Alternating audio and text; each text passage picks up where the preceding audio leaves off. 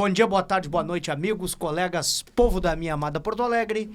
Eu sou o Jefferson Oliveira, o Jeff Presley que vocês já conhecem, e tá começando mais um Plantão do Rock. O Plantão do Rock, ele tem esse nome, foi batizado com este nome, Plantão, porque é um plantão médico, e do rock, porque se relaciona à música. Mas ele é um programa cosmopolita, ele é um programa de música e que está inclinado a conhecer e levar para vocês todo tipo de som, todo tipo de cultura, todo tipo de tradição. E não ferindo isso, estou tendo o prazer de conhecer e entrevistar hoje um ícone do novo tradicionalismo gaúcho e que trouxe uma roupagem toda nova, um jeito novo de pensar a música aqui do nosso estado, um jeito novo de produzir a música do nosso estado, e é com um grande prazer que eu apresento a vocês e que, para quem já conhece, eu coloco à disposição para matarem a saudade do meu novo velho amigo, Pirisca Greco. Muitas graças pelas palavras aí. Eu espero nesse momento aqui de bate-papo, de troca, poder honrar aí esse belíssimo prelúdio, essa introdução que o amigo trouxe aí. Não, mas eu trouxe a introdução porque tu merece. Quem pesquisa um pouquinho da tua história já encontra coisas assim bem diferentes,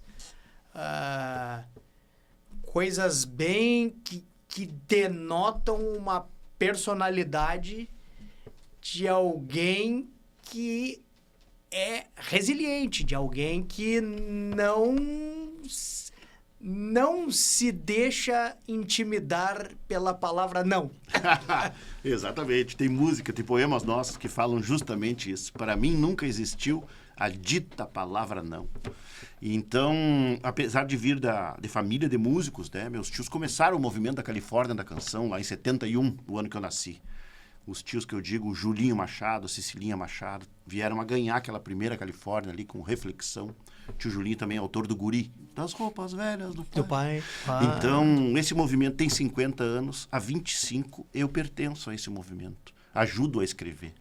Então, a ficha que caiu em nós desde cedo foi que era um livro com muitas páginas em branco, né? Que dentro do tradicionalismo existe a pasta nativismo, né? Aquilo que é nativo, que brota, que é resiliente, né? Nosso pasto nativo que resiste às enchentes, aos pisoteios, aos arados, né? Sempre rebrota, né? Então, eu vejo o nativismo assim, sempre rebrotando, sempre resiliente. E a gente é fruto dessa Califórnia também, mas levou uma martelada forte do Rock in Rio ali quando eu era adolescente, né? Nos anos 80 ali chegou o Rock in Rio e a gurizada uruguaiana. E então, quando tu é um aço quente ainda, a martelada te forja, te molda, né? Então, acho que tudo isso hoje deságua na nossa música e que, graças a Deus, após 25 anos de carreira, é bem compreendida e bem aceita em todos os rincões. Não, pô, muito, muito bonito o jeito como tu colocou esse prelúdio aí, porque também demonstra bastante da tua personalidade, assim, já vai a coisa bem artístico, já vai introduzindo o assunto rimado, meio poesia. Coisa boa. Mas feliz. Tu já explicou isso aí algumas vezes, mas vai ter que explicar de novo o Pirisca, porque o nome de batismo dele é Afonso Machado Greco, e o Pirisca vem lá da tua mãe. É verdade. A mãe me chama até hoje de Pirisquete, que eu era um guri muito desengonçado, grandalhão, magricela, assim, aquele que derruba o copo de quisuco no almoço sempre, né, com os braços. Enfim, era um guri muito inquieto. Então, a mãe me chama assim até hoje, os amigos, colegas dos meus irmãos me chamam assim de Pirisquete. E o Pirisca já é uma corruptela aí, já veio do colégio, né? Uma abreviação. E quando eu fui cantar primeiro festival ali, eu Eu não tinha essa personalidade formada de quem seria esse cantor, esse intérprete, né? E no crachá perguntaram o que a gente põe no crachá.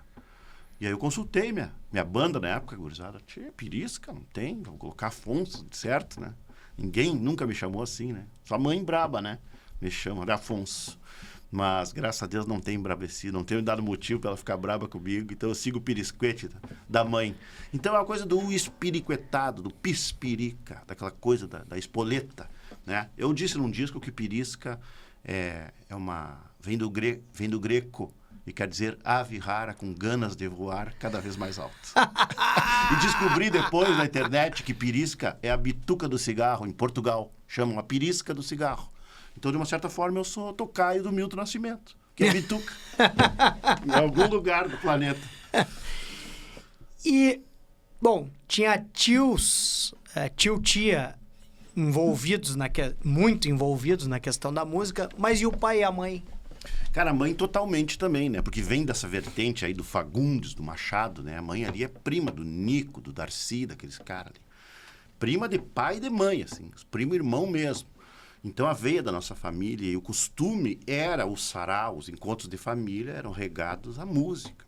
As tias em todas... Uruguaiana. Em Uruguaiana. Cantavam no coral da Igreja Metodista. Eu passei pelo coral da Igreja Metodista também. Os tios tocavam gaita e eram compositores e participavam da Califórnia. Então, a gente era do tempo que chegava uma visita e tu tinha que apresentar um número, declamar um poema, tocar uma gaitinha a ponto, uma coisa. E o pai? O pai arranhava Los Cerros de Mi Carreta ali, quando estava no auge da desenvoltura social, ele pegava o violão e tocava Porque não engraço Los Cerros, me chaman a abandonar. Mas não era muito da Mas também da não arte. era aquele cara carrancudo e que não colocava pra fora. Ele... Não é. Mas ele resistiu, porque meus irmãos todos tinham talento, né, pra música, os irmãos mais velhos. Mas o pai insistiu que todos ali concluíssem a faculdade, trabalhasse com ele, seguisse o negócio do pai, entendeu? Eu, por ser temporão, por ser um filho mais moço, consegui esse corte do umbigo. Essa assim, flexibilidade.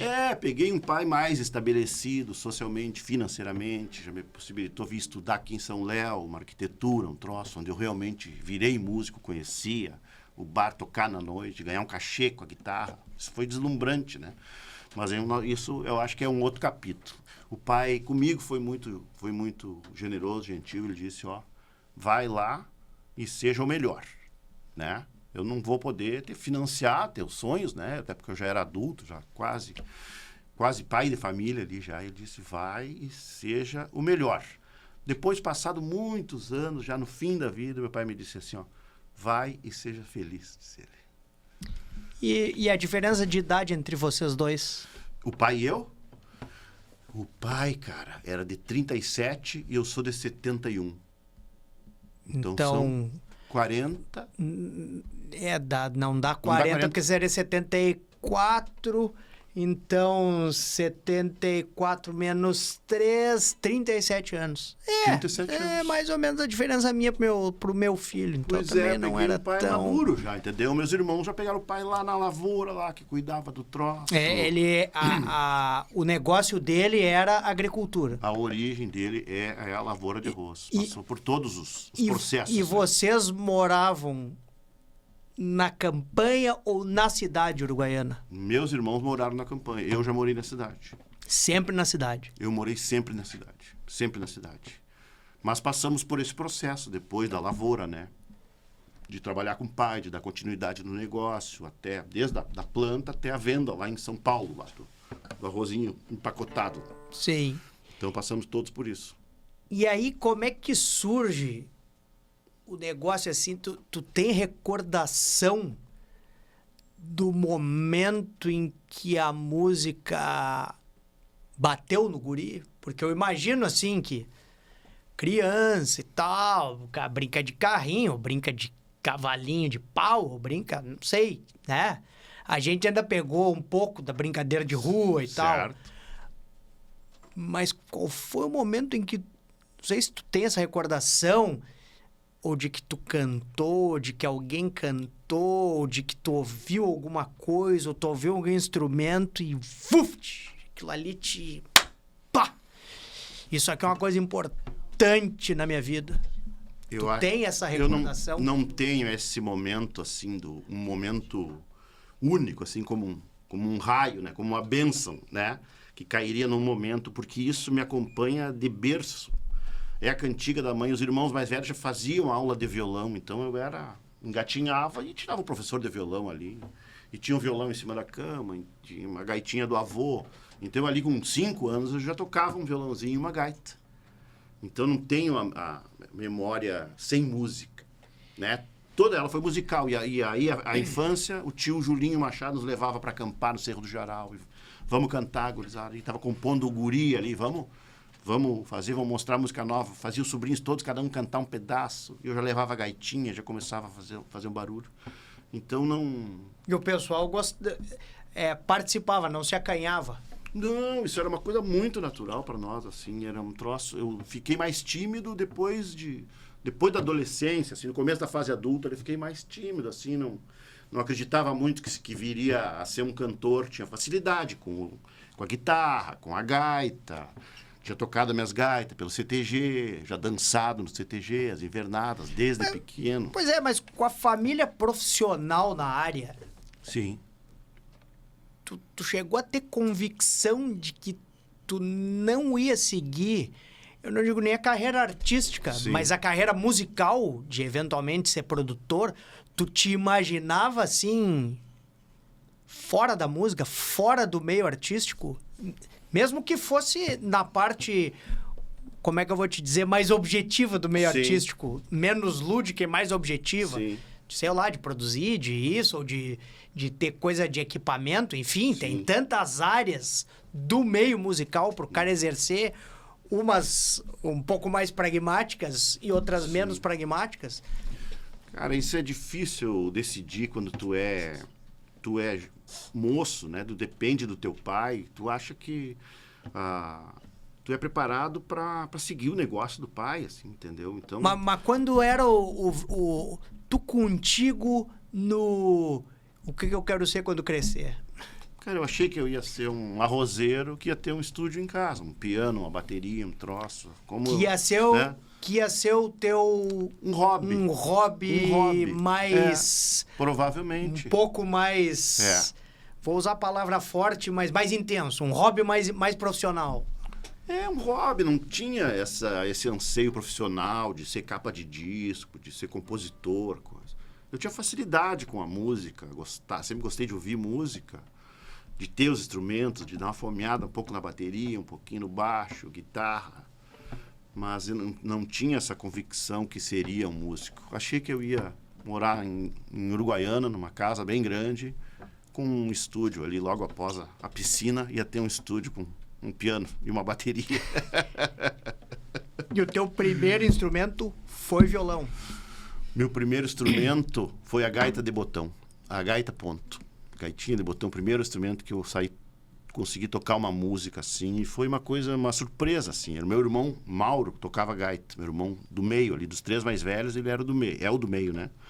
O Mauro tocava gaita e eu tocava escondida a gaita. Eu escutava tudo que ele tocava, ele saía, eu pegava a gaita e tocava. E começava a tentar imitar. E aí fui tocando. Um dia ele de Uruguaiana foi a Itaqui. Renato Borghetti tinha influência nisso? Porque o Borghettinho, na nossa infância, foi quando apareceu aquele virtuoso numa gaita ponto. O Borghettinho era amigo do Mauro, parceiro. E eu me lembro que o pessoal... eu era criança, assim, ainda não entendia direito, mas eu me lembro que o pessoal comentava o que o Borghettinho faz na gaita ponto é impossível de fazer, só ele faz. Então eu já tinha essa visão, assim... de o cara ser o Beethoven da gaita ponto, assim, sabe? Cara, e eu imagino que isso deva ter trazido influência. Ainda não tinha o Borghettinho nessa época aí, que o Mauro tocava. O Mauro, inclusive, era amigo do Borghettinho. Se encontrava nos rodeios. O Borghettinho, quando casou, deixou o carro foi de lua de mel para Buenos Aires, deixou o carro lá com o Mauro, lá em Uruguaiana. eram amigos, eram parceiros. O Mauro teve um convite para gravar um disco também. Não teve essa força em casa para ser um músico, ser um natstar, né? Então a gente tocava gaita porque o avô Júlio tocava gaita e eu via muito aqueles chamamé argentino, Raulito Barbosa, né? E o Mauro tocava e assim que ele saiu ia lá pegava a gaitinha. Uma noite ele foi a Itaqui para um concurso que teria de gaita lá e me convidou para ir junto com ele, para ir servindo mate, para não deixar ele dormir, não dar sono na estrada, afinal são quase 100 quilômetros ali, Uruguaiana e Itaqui. E eu fui com ele e me inscrevi no concurso. E ganhei o concurso. Tirei primeiro lugar, ele tirou segundo. Ele não sabia que eu tocava. Ficou bravo. Quantos anos vocês têm de diferença? Deu uma baita força. Acho que ali ele me abraçou e começou a ver o potencial e disse, vamos quantos investir anos vocês têm de diferença? O Mauro tem 8 anos a mais que eu, né? E isso aí foi em 84, eu tava com 13 anos, né?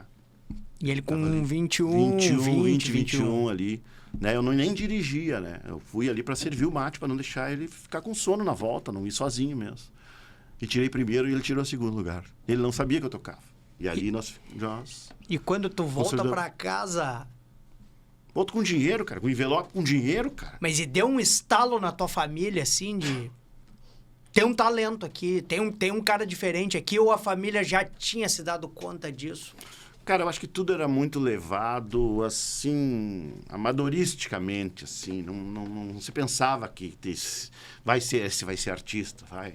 Não, tudo bem, mas agora, na tua história, nós temos um dado objetivo, né, Pires? É verdade. O cara com 13 anos vai lá, sem ter aula formal, sim, pelo que tu tá dizendo, chega lá e ganha um concurso, é um talento natural da pessoa, né? O meu pai... Não tem como negar isso. O meu pai, no fim da vida, ele admitiu isso. Ele disse, cara, eu deveria ter, sabe... ter colocado ali numa escola, uma academia de música com os teus 4, 5 anos, entendeu? Tinha vocação para aquilo, mas, né?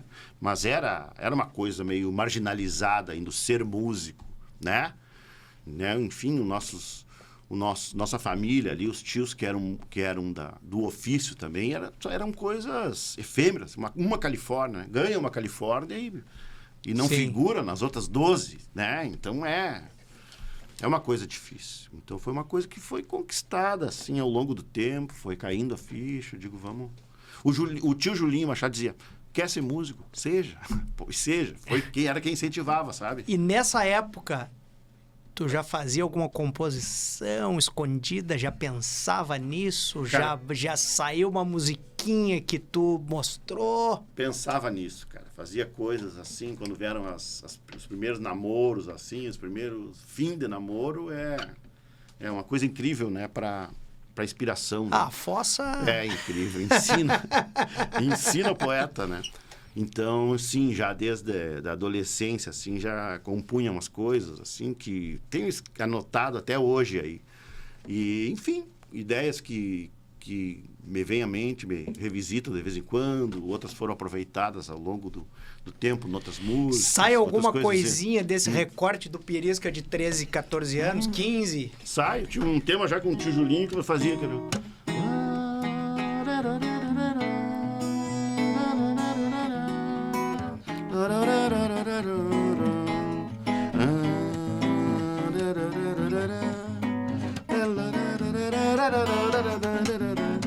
Lhes cantar uma vaneira daquelas de limpa banco, com segunda, com primeira, sempre no mesmo tranco, com gaita, violão e rimas, com caída em tom menor, que fale coisas da vida, buscando um mundo melhor. Ando judiado da lida, pra mim faz parte pelear. Tomara Deus não me falte gana e versos pra cantar. Gaita, violão e rimas. Esse tema começou muito cedo com a gaitinha de botão, com o tio Julinho, e depois foi ganhando um colorido, uma poesia para florescer. Vontade de participar dos festivais, já deu em seguida, e aí acabou indo para os festivais. E as aulas formais daí de violão e de música, quando é que começaram? Começou já bem adulto já, cara. Eu era veterano já, e quando vim morar em Santa Maria e comecei a me dar conta que ali na cidade era diferente da Uruguaiana ali. A gurizada de Santa Maria Quem não era aluno era professor. Tava todo mundo num corre, num ciclo evolutivo assim que me despertou o desejo de aprender mais também. Então eu já senhor de 40 anos aí fui me inscrever num curso especial da UFSM lá de música, para poder começar a ler partituras e ter contato, enfim, com essa linguagem universal, né, da música. Chegou eu vou usar a palavra se relacionar com o pessoal do Vera Louca ali, conheceu eles, porque é Sim. mais ou menos contemporâneo Nós fomos de Santa Maria. lançados juntos, o artista Pirisca, desse artista do nativismo, e a Vera Louca, nós fomos lançados pelo mesmo selo, que era um Virtual Musics ali, que era o Patinete, o Ayrton dos Anjos, que tocava, e ele lançou junto nossos trabalhos, uma banda de rock e um artista gaúcho. Então nós temos a mesma idade artística e os guris são uns baita parceiro, amigão de estrada, me dou com todos, conheço. Já dividimos o palco aí em bares, em casamentos. É muito bom sempre estar com os guris. Com o Fabrício eu tenho contato um pouco maior através desses tributos aí ao Cerati. A gente faz parte desse elenco. Então sou fã dos guris e a gente é muito, muito parceiro e contemporâneo aí artisticamente. Graças ao Ayrton dos Anjos, o Patinete. Aí, ó. Já foi falado aqui. É? Tá, mas quem te vê tocar percebe que tu tem um arcabouço diferente. Porque quem é tipo Jeff Presley, que aprendeu com revistinha, a gente percebe que tem uma gama de recursos limitado. E a gente olha tu tocando no braço do violão e a gente percebe que tem outra gama de recursos. Isso veio dos 40 para cá? Talvez um pouquinho antes, assim, quando eu me emancipei realmente, que o violão passou a ser um parceiro do dia a dia. Mas né? já tinha o artista Pirisca nessa época. A necessidade de se acompanhar, né? Também me trouxe o convívio com bons músicos. Isso me levou a querer estudar, aprender mais. E é um vocabulário, é uma forma de se expressar, né? Eu acho que não tem o melhor e o pior. Tem o Gugu Dadá e o inconstitucionalissimamente, né? Sabe? Mas são formas de se fazer entender. A gente entende, é lindo quando uma criança... Tu entende o que ela quer, né? Então, acho que na música também, quando um iniciante faz uma coisa, eu me desperta o belo, sabe? Eu acho que a música está cumprindo o seu papel. Então, eu acho que assim como a língua portuguesa, o idioma da música também está em constante evolução. Tu aprende a conjugar melhor ali os acordes, né? A usar os plurais corretamente. Eu acho que isso é um processo, é um caminho infinito. Dá sempre para ir melhorando. Eu quero melhorar pelos colegas que me acompanham há muito tempo, entendeu? Eu procuro sempre, que eu quero surpreendê-los cada vez que a gente se encontrar para navegar juntos aí, para não, enfim, para não repetir o ano, não repetir a cena, não se tornar, né? Qual a forma atraente da gente há 20 anos tocar o mesmo Muchas Graças, Ambita Nueva, entendeu? É um elemento novo, é estar melhor, né? De cabeça, melhor fisicamente, um astral bom. Então, acho que e tudo é uma construção. A gente não tem com 18 anos essa maturidade, esse sentimento, sabe? Senão, tu jamais fecharia portas, né? Então, eu acho que a gente é uma soma, assim, dos acertos e das cagadas, né? A gente é a média de tudo isso. Aí. E quando que tu vai para Santa Maria, Pirisca? Que idade tu tinha? Cara, eu fui a primeira vez a Santa Maria quando minha filha Antônia nasceu. Foi no ano 2000. Nasceu minha filha em Uruguaiana e eu me matriculei numa escola de música lá. Fui lá fazer umas aulas de contrabaixo. E ia durante a semana, os dias de semana. E voltava fim de semana para Uruguaiana, onde eu já tocava, numa cafeteria, enfim. E estava ali. E trabalhava nas coisas do pai ou não? Não, ali eu já me emancipei. Já tinha sido... Tá, e já tinha definido que ia ser artista. Músico. E tu já tinha estourado, assim? Tu já tava tocando?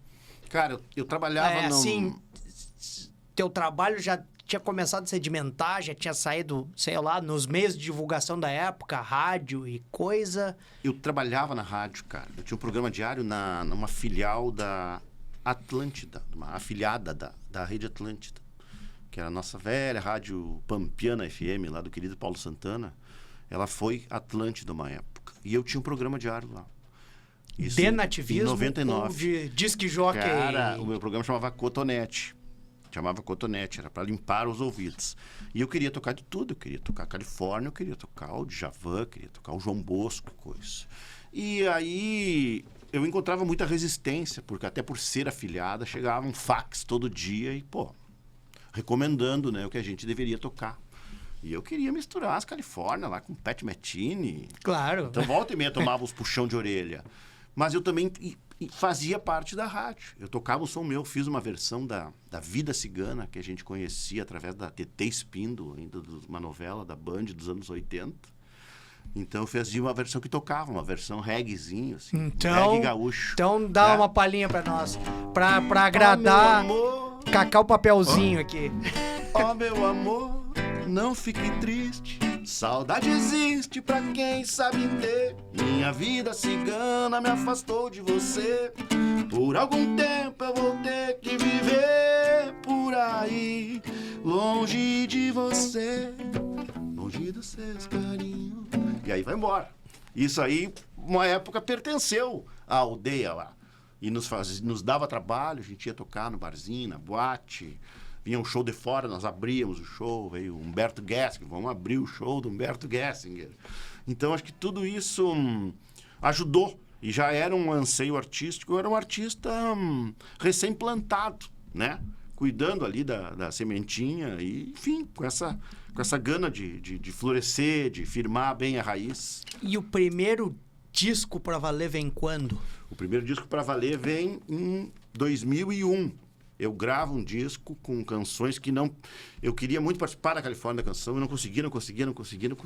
E por que não conseguia? Por causa da estética, não tinha o formato da época, não tinha E isso era pertencimento. Solicitado? Ou tu mandava o trabalho... Como é que funciona isso? Tu manda o trabalho e o pessoal aprova ou veta? É. Ou não, tu te inscreve sem o pessoal saber o que tu vai tocar e dá-lhe? Não, tu manda o trabalho e é ou aprovado ou vetado, né? Como dizia a música Tertúlia lá do Leonardo, né? Tertúlia é o grito de alerta dos Pampas, tribuna de injustiçados. Eu acho que ele deu um grande recado justamente a essa coisa da competição. E eu queria muito, como uruguaiense, participar da Califórnia da canção. Mas eu também estava ali na Rádio Atlântida, eu estava com reggae na rádio. Então, eu tive que percorrer um outro caminho, assim, até chegar no festival. Então, fiz um disco com canções que não passaram. E tu te adaptou ao festival ou o festival também modificou um pouco o conceito para trazer o Pirisca? E que acabou trazendo o Pirisca? Eu acho que as duas coisas aconteceram. Eu tive que interpretar muitos papéis de cima do rei, do Rio Grande Velho, Sim. Cantar com o rei na mão, com o chapéu tapeado, para poder fazer meu som, para poder tocar minha guitarra, poder levar banda, ter uma bateria na banda, uma flauta com um acordeon, sabe? Então, levou um tempo. E eu tive que representar muitos papéis, entrar dentro do contexto para poder, né, enfim, mostrar o meu trabalho. Então, esse disco que eu fiz aí com as canções que não passavam nos festivais é a base do meu repertório até hoje. Era um som que estava, uma estética que estava formada já. Né? Antes de eu virar esse artista, já tinha esse som, tinha essa forma de tocar, de cantar. A base do meu repertório é um disco o primeiro disco que eu fiz, que são canções que não vingaram no festival. Foram submetidas ao julgamento e foram vetadas. E qual é que tu destaca? Porque depois nós vamos voltar um pouquinho e tu vai me falar das influências e como que tu chegou naquilo que eu falei na abertura. Como que tu chegou nesse formato. Certo. Mas antes, para agradar a Cacau, nossa amiga Cacau, Cláudia Fleury, desse disco aí, o que que tu diz assim, essa aqui é aquela... Cara, é difícil, cada uma tem diz uma coisa, a gente sempre se preocupou muito com a poesia, no que dizer, né? Cara, mesmo sem saber que ia durar tanto, a importância de não jogar versinho fora, rima fora, sabe? Então, tudo é muito especial, Nesse disco tem o jeito gaúcho, tem rédeas, tem outra camperiada, tem o trem da fumaça, tem coisas que a gente toca Até hoje, é a espinha dorsal do nosso repertório. E tu pensou nesse primeiro disco com alguma música, essa vai ser a música de trabalho ou não? Então, vamos botar essas aqui. Até porque esse disco eram músicas rejeitadas dos festivais, então era uma coisa que não... Dos festivais, mas do público... Era um teste, né? A gente... E aí teve alguma que pegou, assim, que o pessoal... que tu notava quando se apresentava ao vivo? Tu notava, assim, essa aqui ou essas aqui? Que com o passar do tempo, né? As músicas vão se consolidando, né? Cada vez que a gente repete ela, e a gente repete isso há 25 anos. Então, eu acho que com o passar do tempo, vai ficar aquela coisa de fazer a introdução na música. E o pessoal, já identificar o que é, sabe? Eu acho que isso é uma conquista. E realmente leva tempo, cara. Porque o que nos leva, assim, nas cidades, são os festivais, né? Por exemplo, o Musicanto, que acontece de 2 em 2 anos em Santa Rosa. Na última edição do Musicanto, ano retrasado, eu tirei primeiro e segundo lugar. Se eu não for esse ano no Musicanto, e com sorte for no próximo, eu fico 6 anos sem aparecer em Santa Rosa, cara. Então... É difícil, cara. Se eu não tiver o ano todo ali naquela cidade, marcando ali a presença, muito fácil ser esquecido. Então, né? Puxa as rédeas. Aí, ó. Uma palhinha das rédeas. No bigode o cheiro de cada galpão onde andei, na boca todos os mates que já provei, na mão estendida a certeza de não estar só. Amizade sincera é virtude maior. Meto esporas, é meu alazão, vento e crina. El amor es un sueño e contamina. 2 trançados de confiança eu trago nas mãos,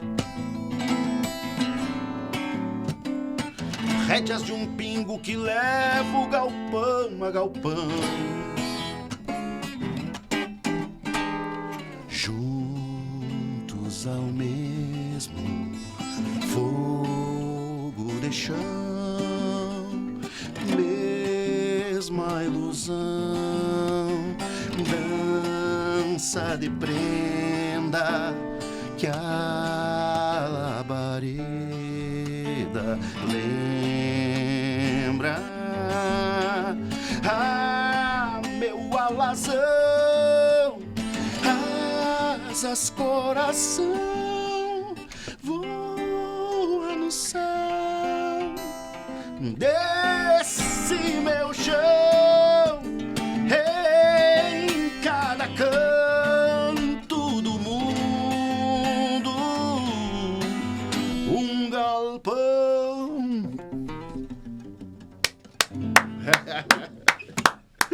Então, Graças, querido. Vamos voltar um pouco. Tu mesmo dissesse que tomou a martelada e a forja, porque a nossa geração foi muito rock. Foi. Como tu disse, o Rock in Rio. Foi ali que apareceu o Queen. Já tinha, obviamente, os Beatles, o Elvis terminado, né? Tinha o Rolling Stones mantendo uma coisa diferente ali, se reinventando. Tinha David Bowie, né?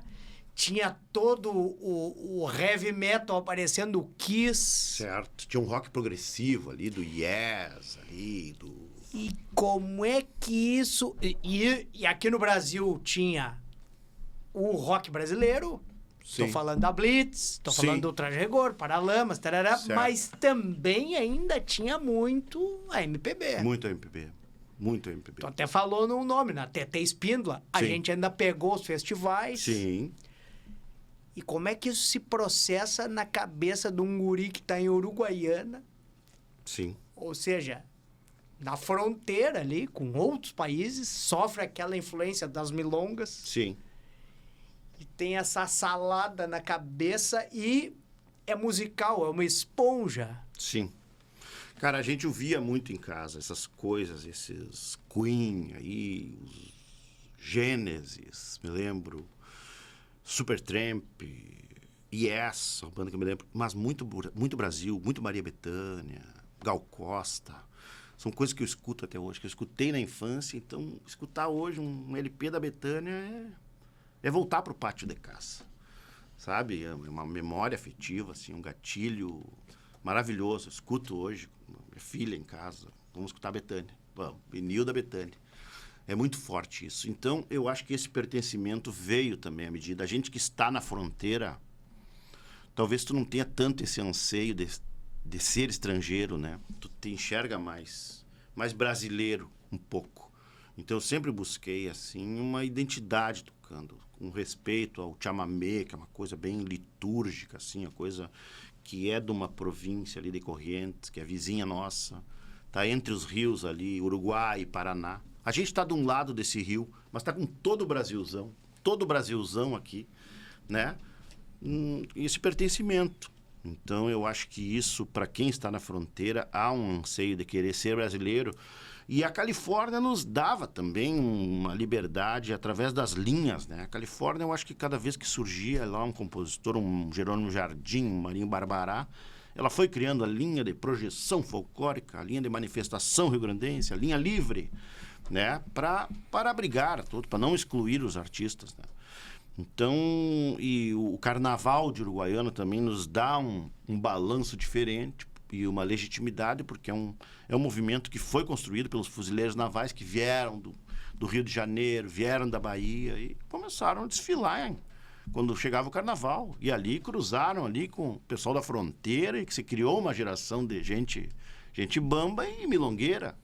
Então, é comum a comissão de frente da escola ser a invernada do CTG, a gurizada que sapateia, né? Que tem essa noção da disciplina, da coreografia. Né? Já aconteceu da primeira prenda ser a rainha da escola de samba. Então, eu acho que isso para nós artistas também, né? O César Passarinho era um cantor de escola de samba, né? Era baterista na noite do grupo Hi-Fi e puxador dos rouxinóis, né? O amigo João Almeida Neto já puxou o samba lá da Ilha do Marduk. Então, acho que isso tudo nos dá uma amplitude, assim, artística, né? Não nos engessa tanto. Tá bem, mas dos artistas que a gente já conversou, acho que tu é o único que colocou isso no trabalho. Porque eu percebo que todos, ou quase todos, sim, óbvio que não são surdos. Sim. Né? E ouvem todo tipo de coisa, mas terminam que se dedicam ao estilo. Certo. E tu faz um nativismo, um tradicionalismo com uma roupagem que tem muito MPB. Sim. Tem um jeito de tocar do blues, do sim, jazz. Sim.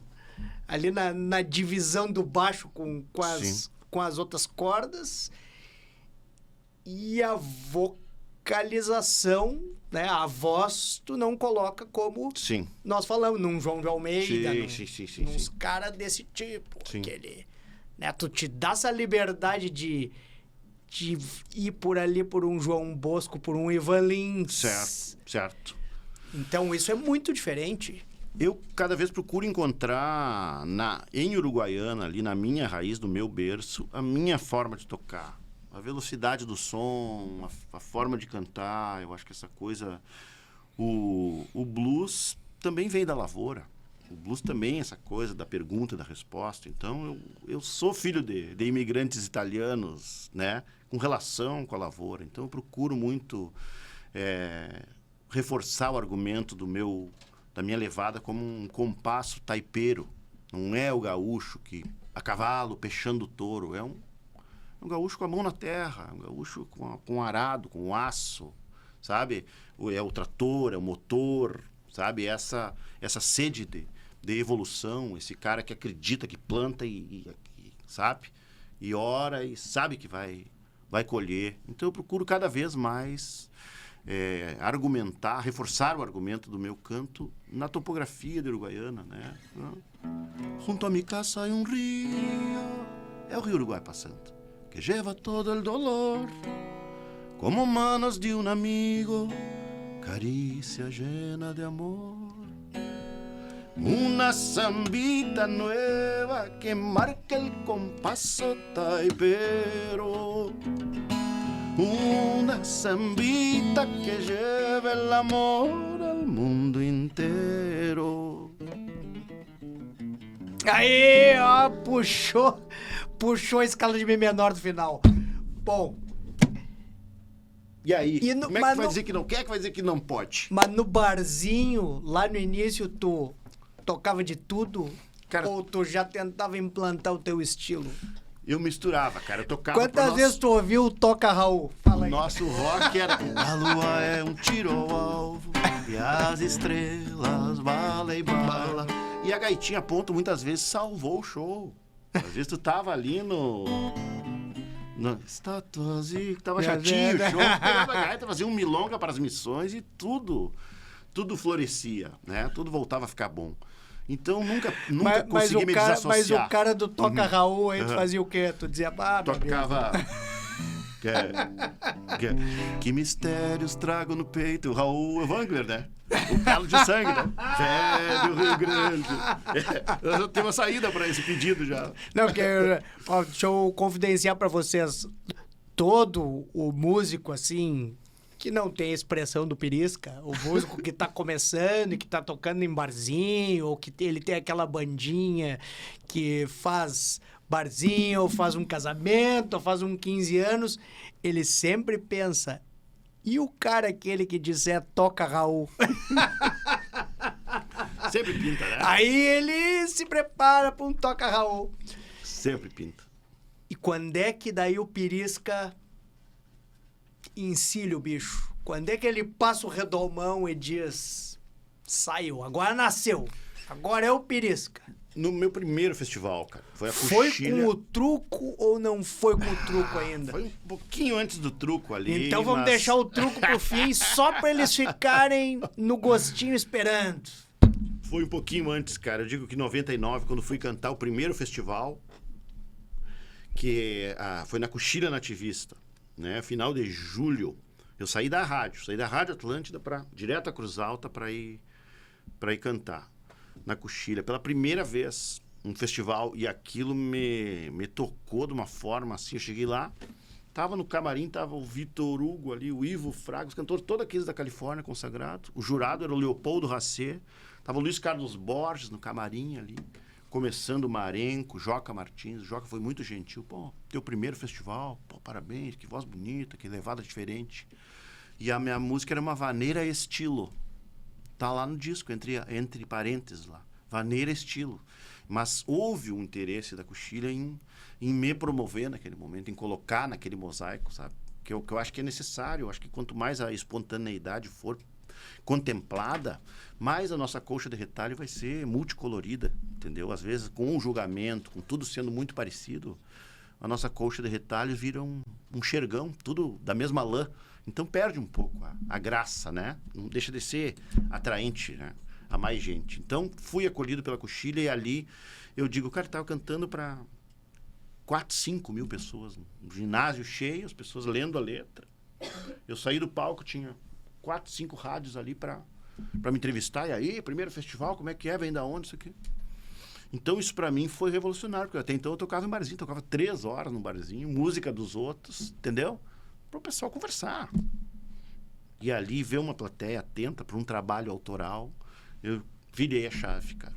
Ali eu já foi o caminho para eu sair da rádio, para eu vir alugar um quarto no apartamento do colega Ângelo Franco, que era meu parceiro dessa ocasião também, de muitas outras, até hoje é um grande amigo, em Santa Maria. E aí que eu comecei a bater na porta dos estúdios. Quero cantar, quero gravar uma música. Fazia uma aula de contrabaixo, conheci vários amigos. Mas aí tu já tinha o teu pool de músicas.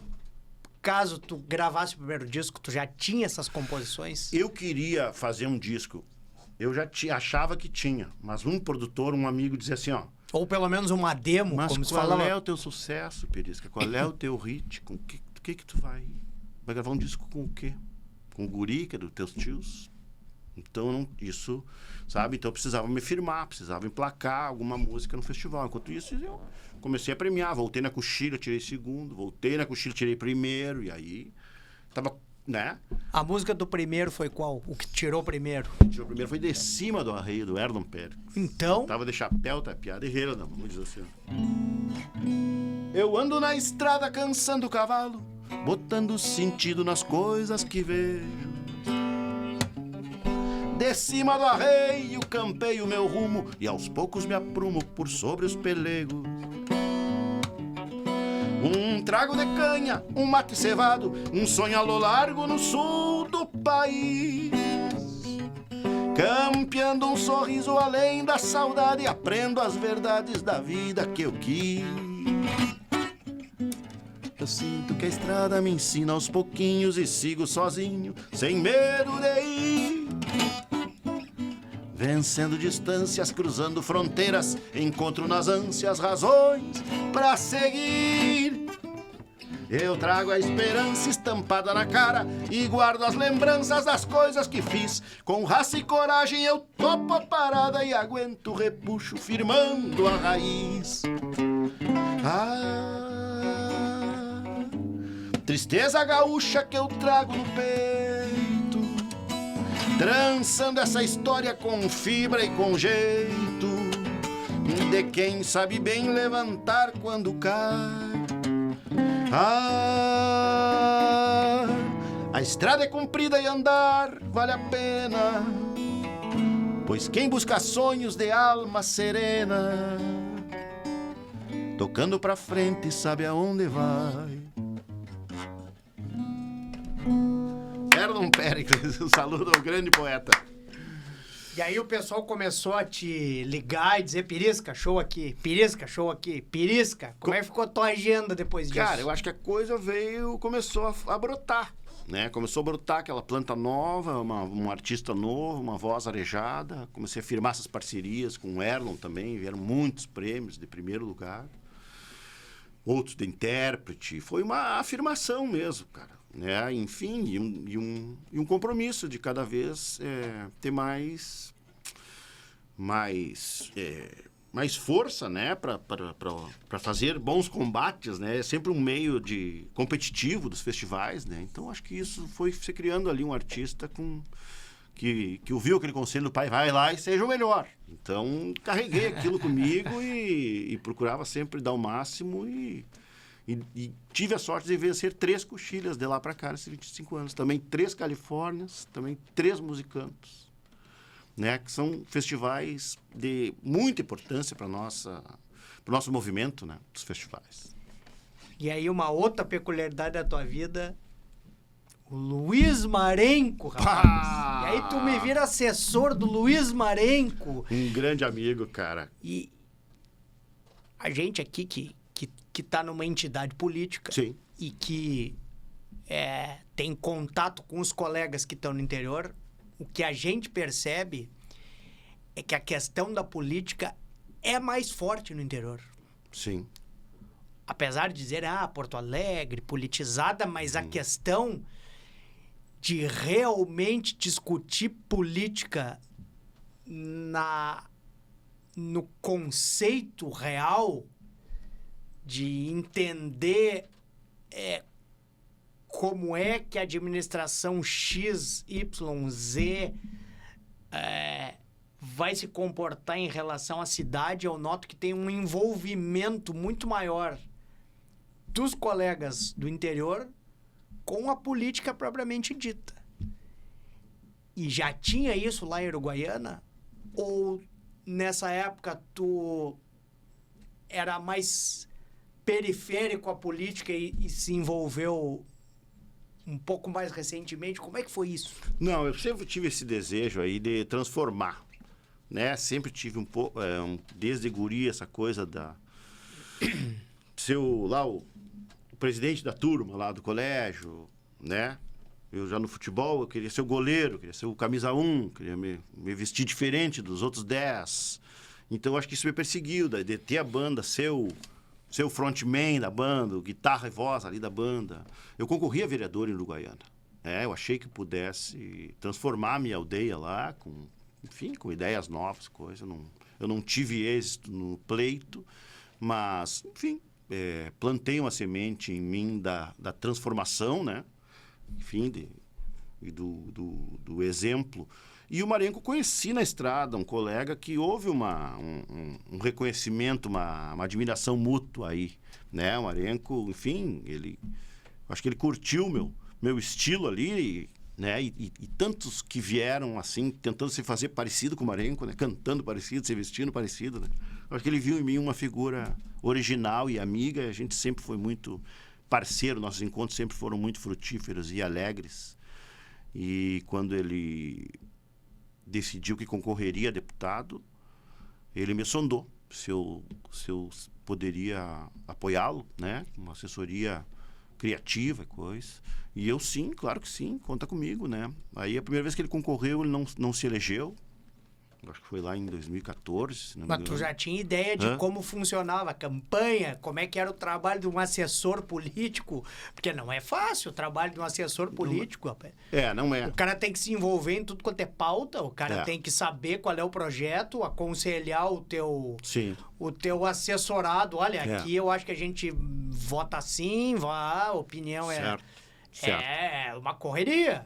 É uma correria. A gente, como era uma equipe, enfim, grande, a gente dividia as pastas lá e eu cuidava da comissão de educação, cultura, né? E tecnologia. Então, amparava, assim, o Marenco nessas pautas culturais, né? Enfim, de sugerir aí propostas. Mas a gente consegue transformar muito pouco. A gente tem aquele sonho de mudar o planeta, né? De mudar o teu lugar, a tua aldeia, assim, né?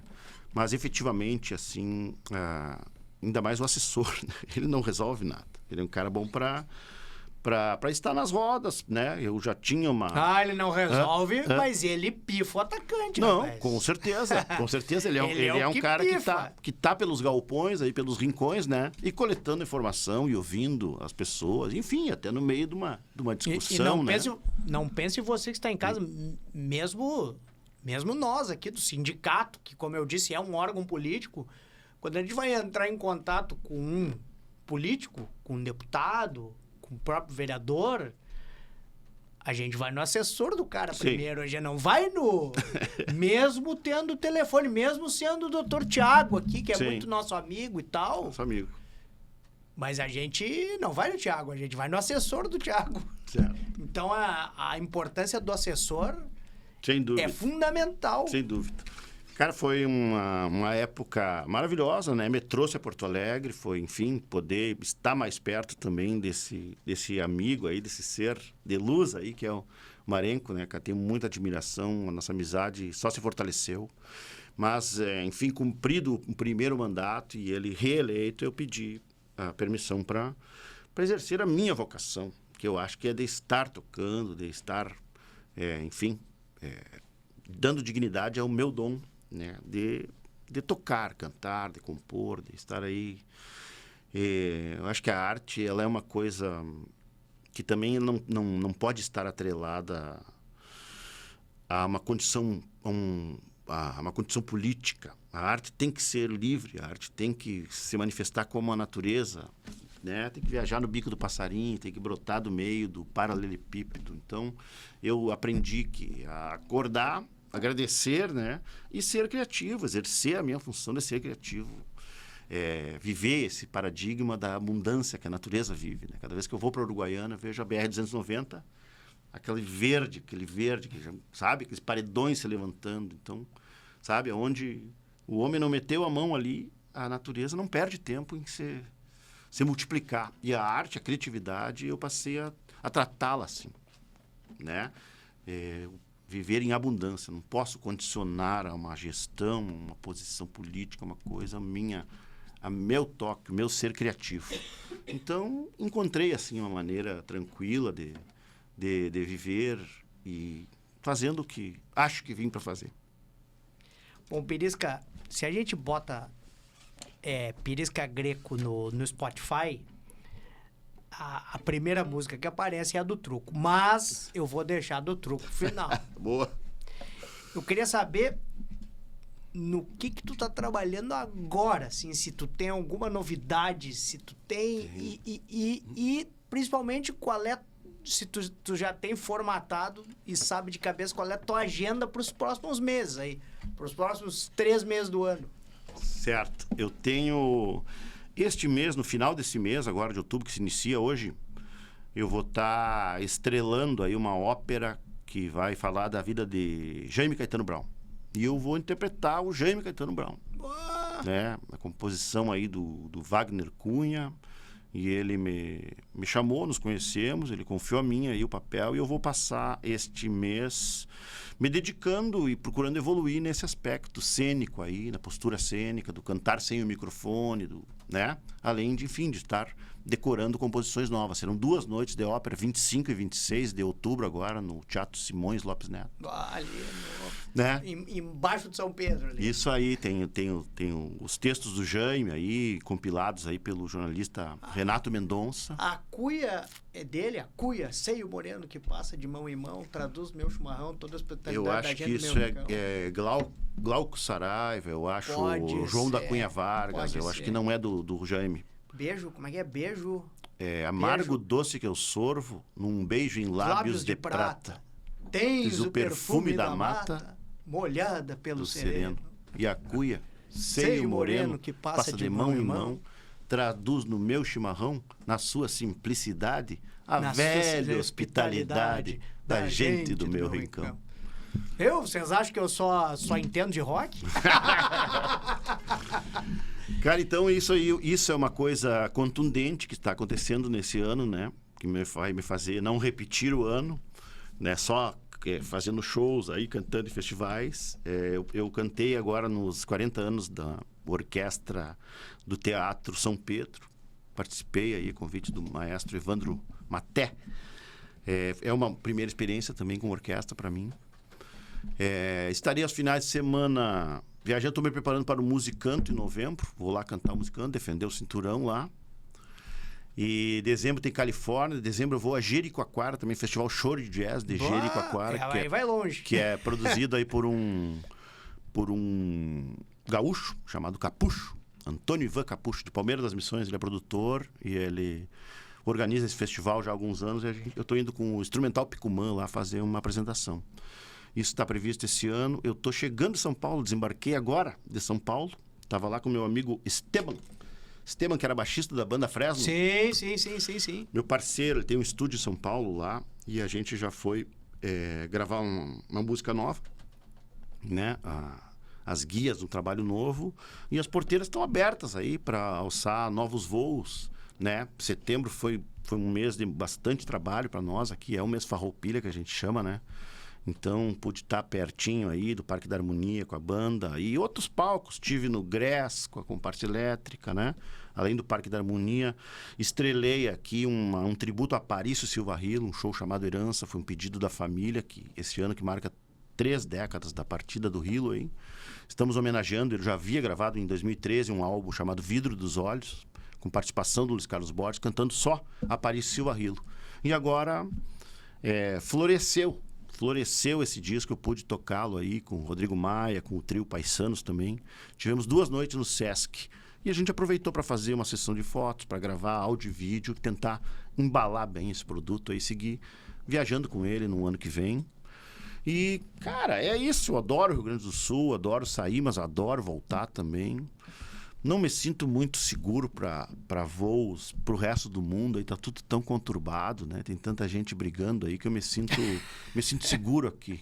Me sinto seguro aqui. Amanhã eu vou pro rumo lá do Velho Oeste, né? Vou passar por Alegrete, onde meu parceiro Túlio Uraque vai lançar um livro na Feira do Livro. Vou a São Luís Gonzaga, na Expo São Luís. Na outra semana estarei em Santa Maria, nos 100 anos aí da Cabanha Santa Alice. E também dia 12 de outubro vou estar na Expo Fest de Ijuí. Então, estamos aí no CTG, na escola, na feira, nas estâncias, nos aniversários. Eu tenho um tipo de produção que eu chamo de produção defensiva. Eu não ligo, não levanto o telefone para dizer, me põe no teu show porque eu ganhei 3 Califórnia. Eu vou onde querem ouvir o truco, querem ouvir a sambida, eu quero ver aquelas coisas que eu canto, né? E procuro tocar isso também, não fazer o meu repertório baseado naquele repertório standard, né? Da Merceditas ali, né? Tenho cantado o Guri depois da partida do Passarinho aí, por uma questão familiar também. Foi uma música que eu não explorei artisticamente, né? Por ser sobrinho, por ter o sangue da família. Então, e quando a gente começou a gravar, eu tive um grande parceiro chamado Ricardo Martins, violonista de Livramento, que ele dizia, daqui a 20 anos eles vão entender. E eu acho que ele estava totalmente certo, porque se passaram 20 anos assim, eu me sinto muito à vontade para tocar o meu som, para tocar minha guitarra hoje em todos os rincões e sou compreendido, né? E tem a Masper TV. E temos a Masper TV, que eu faço parte aí desde do embrião aí, do plantio da semente, né? Antes da TV ir ao ar, no 12 de dezembro de 23, estávamos lá rascunhando um programa chamado Mosaico, para falar de coisas boas, né? Uma TV sem sangue, uma TV propositiva, com coisas culturais, que mostra a nossa aldeia para... Né, nos seus 16 milhões de antenas aí, parabólicas aí pelo planeta. O Mosaico, ele vai todos os dias ou ele tem... Todos os dias, das 3 às 4, quando estive 1 ano e meio no ar. Agora, deste semestre, começo deste semestre, eu atuo às quartas-feiras, né, com um resumo aí das minhas andanças e aventuras aí no Cadê Pirisca. Então, ó, vocês, ó, Masper TV... Eu não me lembro direito qual é o canal da... 520 aí, da Claro. Esse da... E também está na Parabólica, 575, da nova Parabólica Digital. Então me conta a história, como é que nasceu a ideia do truco? Nasceu num festival da Taipa. A gente criou, inspirado no Festival da Barranca, Festival da Taipa. Uma miniatura, uma gurizada, para... compor em cima de um tema. É dado um tema na sexta-feira e até sábado tu tem que fazer letra, música, o arranjo, montar teu time e interpretar. Né? Isso entre 20, 30 amigos, mais ou menos. E aí nós tivemos na segunda taipa, o tema, meu tio Julinho deu o tema Como Quem Colhe uma Flor, ele disse. E aí eu fiz 2 letras nessa ocasião. Uma letra era Outra Camperiada, né? Uma música que a gente toca sempre aí. E a letra do truco, fiz também. Na ocasião, não consegui fazer melodia, não deu tempo de fazer a melodia. E eu queria fazer um tutorial ali, né? Como ensinando, né? Tornando acessível esse jogo que tem muita malandragem, né? Tem muitos detalhes ali, mas é, acima de tudo, um jogo rimado, um jogo respeitoso. A gente via o avô jogar com o Jaime Caetano Brown, parceiro de truco do avô. E eu acho que hoje o truco se mesclou um pouco com o truco italiano, alguma coisa assim, que ele é mais vigoroso, é mais de bater na mesa, de falar nome feio. Mas a gente vem de um tempo que o truco era um jogo de muito respeito e tudo muito rimado, tudo rimava, tudo era musical. Então comecei a fazer essa letra com Jovenia de Buenos Aires, com as 40 na mão, né? Comecei nessa ideia aí. Depois o Erlon Pérez, parceiro, deu alguns retoques e fez essa melodia, mas eu não tinha melodia. Eu cantei ela como eu venho lá da fronteira com as 40 na mão para ensinar-lhes o truco na milonga nos clássica. versos desta canção. Quando seja gademano ou seja só entre dois, quem corta sempre é o mão pra dar as cartas depois. Aí vida não facilite 29. E aí dizia um verso e cantava outro e fui assim. E essa música foi escolhida, foi aclamada a vencedora da Taipa. E o Erlon disse, deixa eu ver essa tua letra. E tipo, mas vamos botar uma melodia. E fez a melodia um dia, né? Eu venho lá da fronteira. E aí fomos felizes com essa música. Ela andou por Palmeira das Missões antes de chegar na Califórnia. A Califórnia, na época, absorvia canções daquela safra de todo ano, né? Não precisava ser música inédita. E a gente depois foi para Uruguaiana cantar o truco e foi premiadíssimo. Foi melhor letra, troféu Aparício Silva Rilo, Marcelo Caminha com seu irmão Diego. Era uma orquestra, era só 2 músicos, baixo e violão. E a gente diante de um ginásio lotado também. E eu tava lá com as espadas na testa ali, com todo vigor ali. Uma Califórnia muito especial. Acabei ganhando aquela Califórnia com o Feito Carreto, do Mauro Moraes. Mas, e a outra linha, a linha campeira, ganhei jogando truco também, com os prêmios. Foi uma benção. Fiz aniversário, comemorei no palco da Califórnia. Foi uma ocasião muito especial. Meus tios eram vivos ainda, o tio João, o tio Julinho, compositores. Eu retribuí o gesto que eles fizeram lá em 83, quando ganharam a Califórnia com o guri. Levaram todos os sobrinhos, né, para receber a Caliandra ali. Eu fiz da mesma forma, levei os tios para receberem a Caliandra nesse ano aí do Feito Carreto, do truco. E, cara, o truco saiu no desejo de ensinar, mas ele tinha no seu contexto colher uma flor também, né? Todo mundo falou, a flor do campo, a flor disso, flor daquilo. Eu digo, a flor do truco, vou falar da flor do truco. Então nós vamos terminar com o truco. Então antes eu quero passar as suas mãos num profundo agradecimento do Sindicato Médio do Rio Grande do Sul pela tua presença aqui, a oportunidade de conhecer esse baita cara. Obviamente que fiquei encantado, vou seguir muito mais de perto o teu trabalho daqui para frente. Obrigado, meu gentil amigo. A lembrancinha preparada, lembrancinha singela, mas preparada com muito carinho pela nossa amiga Cláudia Fleury, produtora do programa, na figura da nossa gerente de comunicação, a Milena Scholler, e do presidente do Sindicato Médio do Rio Grande do Sul, Dr. Marcelo Matias, que fez questão de que este programa voltasse ao ar. Coisa e por boa. isso estamos aqui. Muitíssimo graças, obrigado. Recebo com carinho e vamos honrar, usar com dignidade. Tomara que seja palco para novos poemas aí, novas inspirações aí. Muito obrigado.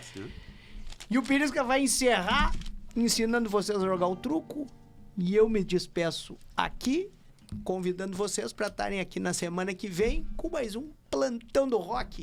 Dá-lhe, Pirisca. Eu venho lá da fronteira com as 40 na mão para ensinar-lhes o truco nos versos desta canção. Quando se joga de mano, ou seja, só entre dois, quem corta sempre é o mão para dar as cartas depois. Para começo de conversa, veja se tem pro primeiro, agregando 20 pontos com duas do mesmo pelo. É envido, não facilite, 29 é morredor, se for 3 do mesmo naipe. Diga um verso e cante flor, Jovenia de Buenos Aires numa barquita a vapor, case, caiu na água para agarrar uma flor. Joga-se muito entre 4, famoso jogo de dupla. É bom que quem joga pouco tem sempre em quem pôr a culpa. E espadão e as de basto, 7 na espada de ouro. As 4 que não se empardam, não levam desaforo. As 4 que não se empardam, não levam desaforo. Os 2 em seguida, os Guembe e o valente rei. Pra esse nunca semente, isso no truco é lei. Uma perninha mutuca sempre tira boi do mato, com manilha meta truco. Despare do vale 4. Meia dúzia de parceiros, 12 tento é a virada. Na testa ninguém se empresta, quem chama é o pé na rodada. Primeiro se aprende as regras, depois se aprende a mentir. Se cuidem dos calaveiras que eles andam por aí. Fica o último recado deste gaúcho pajador. Quem tiver azar no jogo está com sorte no amor. Façam seu jogo, senhores, quem se arrisca aprende a manha. Como é no truco é na vida, quem não aposta não ganha. Como é no truco é na vida, quem não aposta não ganha.